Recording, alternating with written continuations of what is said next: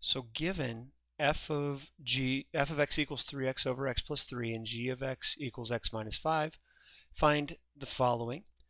We'll start with g of f of 1. Well, let's start with f of 1,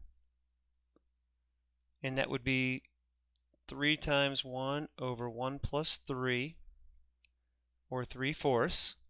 And so basically we can replace that f of 1, what we're looking for is g of 3/4, which gives us 3/4 minus 5.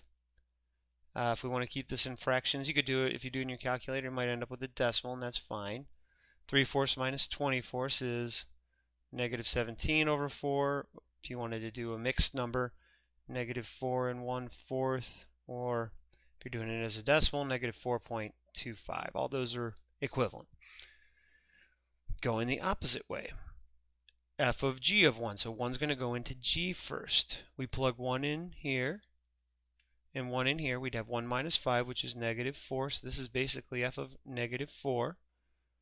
So 3 times negative 4 over negative 4 plus 3 gives us negative 12 over negative 1, which gives us a positive 12. Now we're going to find f of g of x. Because there's no input, we're actually going to be finding our final answer will be a function. So we're looking at f of x minus 5. So any place there was an x in our original, we're putting in x minus 5. So 3 times x minus 5 over x minus 5 plus 3. We can multiply this out if we want, so we get 3x minus 15 on top because we have to distribute. And on bottom, x minus 5 plus 3 is x minus 2.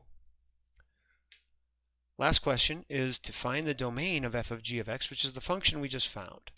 Now there's two things we need to check, because sometimes with the simplification, we may lose the domain restrictions on g of x. So first thing you check is the domain of g of x, and see if there's anything you have to exclude. G of x was a linear function, its domain is all reals, we're okay there. If it were the reverse, if it was g of f of x, we would have to exclude negative 3 plus whatever we have to exclude from the composition.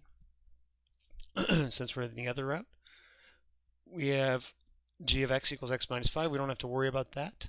The only thing here we have to worry about is 2 would make this denominator 0. So we want to exclude 2.